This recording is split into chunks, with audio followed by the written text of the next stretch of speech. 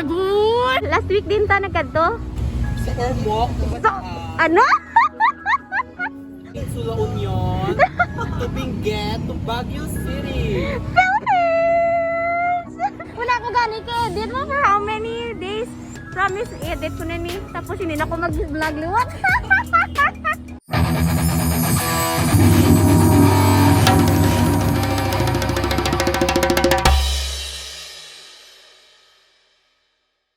Yay! Hello everyone! It's 2022 na pero nakagara 2011 pa po tayo na damit because syempre hindi tayo gagastos sa ating mga damit pero sponsors baka naman gusto nyo akong bigyan ng bagong damit. No.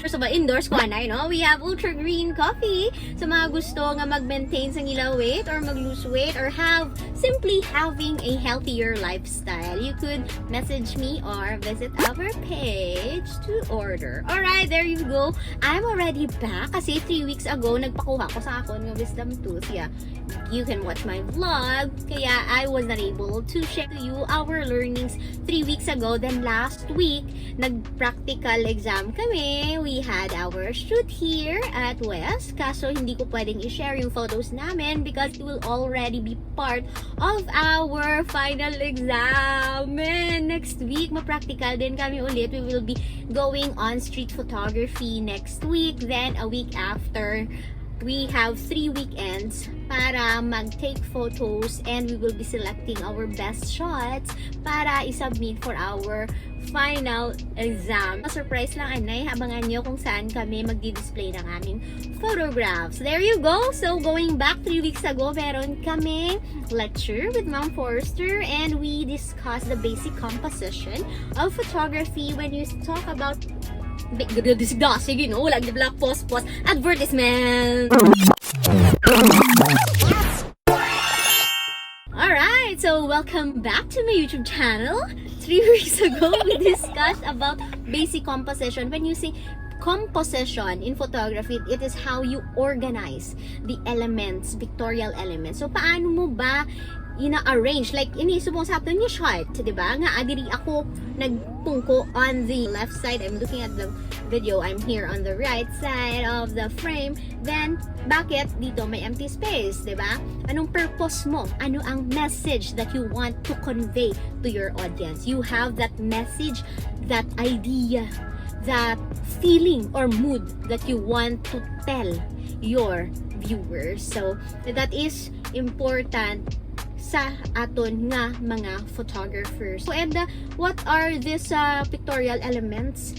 Mera kita nga ginatawag nga center of interest. Ano gid bala ang gusto mo nga ipakita? What is the main idea? Kung gapangaluyag kasi nugi man balang gusto mo naligawan, yung anak ba o yung nanay at yung tatay, yung di ba? You should be sure what is your center of interest. So, may ara ka nga main idea, main center of interest, ako, no? Tapos, we also have mga subordinate na mga elements. Like, for example, ang steering wheel. We also have here ang mirror. Mga subordinates lang na sila, pero sinugid ang main center of interest. And how do you place your center of interest inside the frame na? So, paano mo siya i-compose ang imo nga picture? We also discussed angles, no, in taking shots. Pero minyo na ng batian, parating yung naririnig. Anong angle ka maganda, no? Low angle ba? Yung picture parang gumaganon, tumitingala from the camera, that's a low angle. Or the worm's eye view. Meron din bang high angle? Puro noo ko? Maganda ba akong tingnan pag puro noo yung shot natin? Diba? You have here the bird's eye view na shot. Or, I love you. I love you. I love you too. Eye level na view. Face to face, harap-harapan, mukha sa mukha, mata sa mata. Diba? Yun yung tinatawag natin na eye level view. So, ano ba yung mga angling? Paano yung pa pinupwesto yung iyong center of interest, yung subject nyo. Also, in composition, there is also what we call the placement. I have discussed this earlier. So, saan mo ba ako ilalagay as your main subject, no? As the center of your interest? Sa puso mo o sa utak mo lang, diba? So, dito we have the rule of thirds. We divide our frame into 3 quarters. You could place me on the left side, on the right side, on top, like that of my head. Pwede din na dito, ewan ko sa inyo paano ako makakakasya dito sa baba, on the lower third. Or, we also have here the dead spot, kung saan you place your center of interest dito talaga sa center ng frame. O, diba? There you go. Nasa center dead spot tayo. But also, aside from the rule of thirds and the dead spot, meron din tayong tinatawag na movement into the frame. So, paano mo ba ipupwesto yung center of interest mo pag gumagalaw siya? Oh, grabe, nag-drive ka, tapos gulpi lang, nagpreno ka. Pero syempre, ano lang siya, controlled that environment. Pero for example, you're going on the street, tapos may dumaang bike dito sa bike lane sa ating esplanade. Paano mo ipwesto yung biker against the subordinate na mga elements, ang aton nga mga trees, ang aton nga bike lane itself, ang mga background nga mga cars sa likod. Those are the 2 main good naton nga tandaan sa basic composition ng placement kag ang aton nga angle pag take some shots sa aton nga center of interest. There you go. Nakusang iban pang picture so far kay that I told you earlier, our shots are exclusive now for our own eyes only kasi we will be having a competition by next year, early next year, January, para sa among final exam. Yeah, gagraduate kami next year.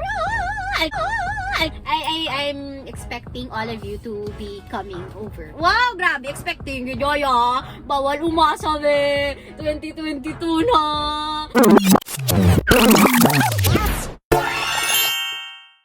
So, last week naman, we already took our first practicum. So, kaya, we have no sample photos last week. And this week, we also discussed photojournalism and street photography, the laws that we should understand as photographers. Not only photographers, they holding true sa amon ng mga vloggers and as well as filmmakers. Basta anybody who wants to go into journalism and documenting things in different medium, pwedeng camera, pwedeng video camera, no? Kung paano ka mag-document sa mga bagay-bagay around us, we should be aware of the rules of the law. Ang hambal dito kagina, law excuses no one, even if you are ignorant. So, biskan magamba ka, ay ala, hindi ko sinasadya, hindi ko naman inakala, na-picturean kita. Pagdating sa ating law, wala akong pakialam. You have offended people. You have stepped on other people's rights. So, they have all the right to complain pag ikaw ay nag-invade na sa privacy or sa rights ng other people. So it's really important for us photographers to educate ourselves about this law. So eto, i-rundown ko lang yung mga, I won't be discussing everything here, but these are the laws that we should know, no, as photographers, as videographers, as citizens na mahilig mag selfie, mag picture, tapos mag-post online na walang consent sa ating mga center of interest, 'di ba? Pero man, 'di ba? If you like somebody, in the first place you could ask first, pwede ba kitang ligawan? Pero, syempre, ngayon, parang hindi na uso yung legal. Anyway, bahala kayo sa buhay nyo. Pero as photographers, parang ganun din yon. You ask your subject, ay, pwede ba kitang kunan? Yung anak mo, pwede ko bang kunan? Especially pag minors, yung kinukunan natin, that's 17 years old and below. Very careful, gid kita. And I have here, wala ko pa na-post kanina. But, yeah, if you'll be seeing my hinabas, I'll be showing his face some of these days. Nga at mama, pag may I have kids na mga pictures, I ask their parents if I can take a photo, not just take a photo, remember, you ask permission to take a photo and ask permission if you could post the photo. Magkaiba yon. You shot a photo for your personal consumption na makikita mo siya, and it's a different thing that you ask permission to post it publicly on your site, not for your own consumption, kasi since magiging public na yung platform na nilagyan mo ng picture, it will be viewed publicly for the consumption of other people. So you should ask permission sa dalawang bagay na yan, to shoot and to upload your photos. So if you are to ask me what is my best takeaway for today's lesson in photojournalism, is that we photographers should be responsible citizens, responsible artists. In short, we should be sensitive in whatever photos that we are to take.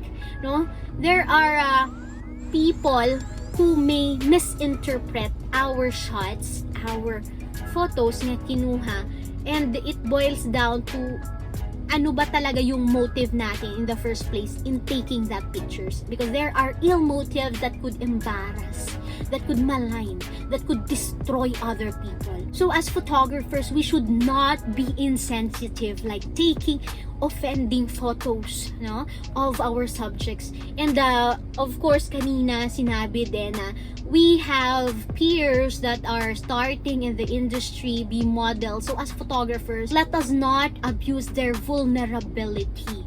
Now, it is our responsibility as photographers to take care of our models. Huwag nating abusuhin yung kaibuturan ng kanilang puso. Alam ko, maganda ako, pero nauubos din ang aking ganda kasi humahagard na ako.